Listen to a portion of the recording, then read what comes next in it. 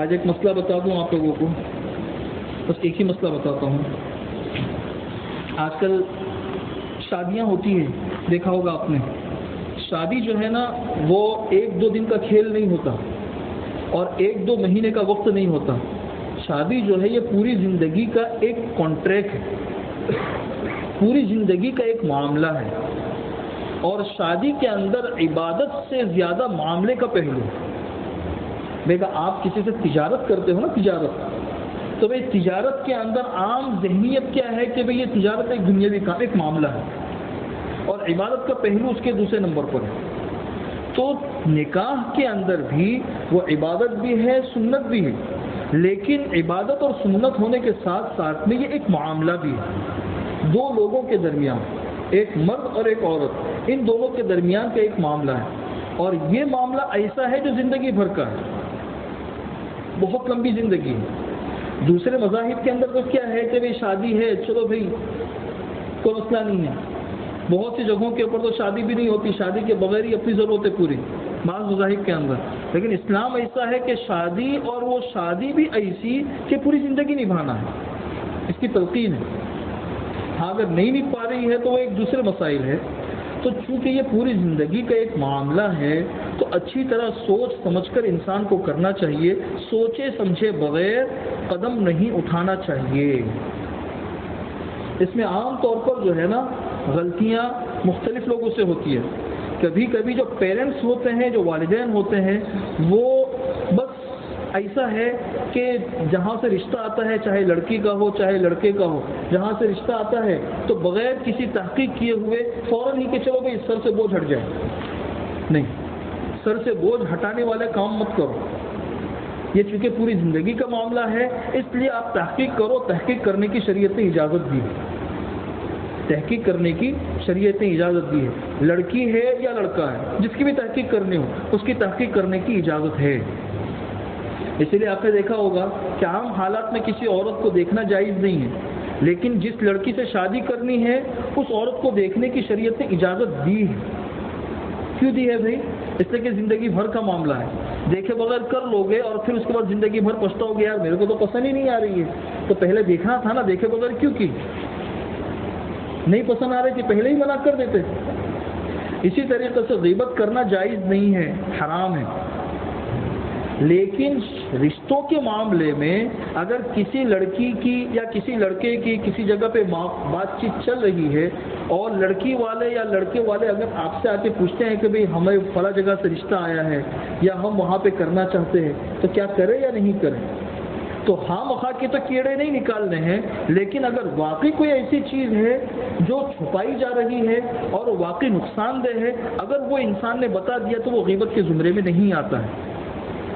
عام حالت میں غیبت حرام ہے، لیکن یہاں پہ صحیح بات بتانا یہ غیبت کے اندر شمار نہیں ہے، بلکہ کسی کو دھوکے سے بچانے کے اندر ہے۔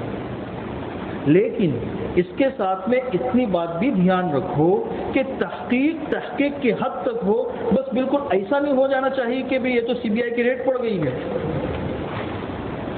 بھائی سمجھو، میں ہر معاملے میں یہی کہتا ہوں، ہر چیز ایک حد پر ہونی چاہیے۔ ہمارے معاشرے میں کیا ہے کہ ہم کسی چیز کو کرنا شروع کرتے ہیں تو اندھا دھن بس کرنا ہی شروع، ارے بھائی آگے پیچھے دیکھو، اس کی حدیں دیکھو کتنی ہیں۔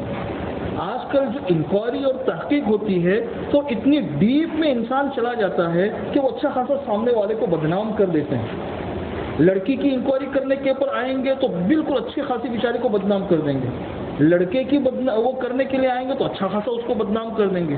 ارے بھائی آپ کو تحقیق کی حد تک ہی اجازت دی گئی ہے، یہ نہیں ہے کہ بس تم ڈیپ کے اندر پڑ جاؤ اور بالکل کیڑے نکالنے لگو، ایسا بھی نہیں ہے۔ اور تحقیق کا مطلب بھی یہ ہے کہ بھائی ظاہری باتیں بس ایک معمولی سی چیز، یہ نہیں کہ بالکل 1 سال 10 سال پیچھے چلے جاؤ، 20 سال پیچھے چلے جاؤ، کسی لڑکی یا لڑکے نے ایک مرتبہ کچھ ہو گیا اسی کو پکڑ کے تم لمبا کرتے رہو، ایسا بھی نہیں ہونا چاہیے۔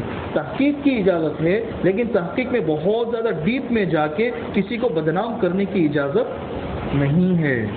اس لیے اس بات کو اچھے طریقے سے سمجھنا، ایک حد پر ہونی چاہیے، اس حد تک کوئی حرج نہیں ہے۔ تو پیرنٹس کے لیے بھی یہ حکم ہے کہ اچھی طرح تحقیق کر لیں۔ اسی طریقے سے بعض بچے اور بچیاں نادان ہوتے ہیں، ان کو کسی سے محبت ہو گئی. آج کل تو محبت ہونا کیا مشکل ہے بھائی, ایک ساتھ میں سب بچے بچیاں پڑھ رہے ہیں اور اسی طریقے سے ایک ساتھ جاب کر رہے ہیں, اور پتہ نہیں ایک ساتھ میں کتنے سارے کام ہوتے ہیں, اس میں کیا کیا نقصانات ہوتے ہیں سب لوگوں کے سامنے ہیں. چلو بہرحال محبت ہو گئی, اب اس محبت تو اب بھی ہوتی ہے. اب محبت نے بس ہم کو جو ہے یہاں پر ہی کرنی ہے. کہاں کرنی ہے بھائی؟ یہیں پہ کرنی ہے.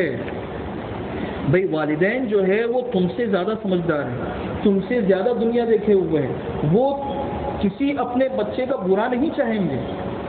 ایسا نہیں ہے کہ کسی جگہ آگ ہے وہ خواہ اپنے بچے کو دھکیل دیں گے وہاں پہ.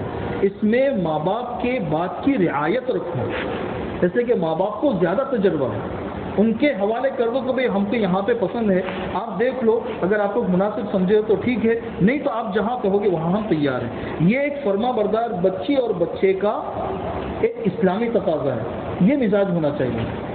اسی طریقے سے جو لوگ رشتے کرواتے ہیں, جو آج کل رشتے کروانے کا بھی ایک چلا ہے نا, اور اس کے اندر بھی لوگ رشتے کروانے کے اندر اپنی رقمیں بھی لیتے ہیں. چلو کہ ان کی محنت لگتی ہے, رقمیں لینا بھی جائز ہے, لیکن صرف اپنا کمیشن لینے کے لیے آپ نے بھیڑا دیا اور ان کے جو اصل باتیں تھیں وہ سامنے والوں کو نہیں بتائی, آپ کو اپنے کمیشن سے مطلب ہے, تو یہ کسی کو دھوکہ دینا ہے.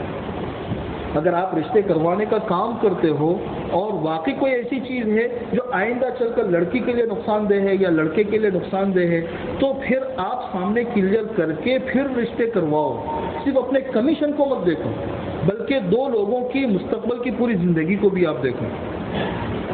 یہ تین بات سمجھ میں آ گئی آپ لوگوں کے؟ اللہ تعالی ہم سب کو عمل کرنے کی توفیق نصیب فرمائے. چلیے باقی کل بتا دیں گے.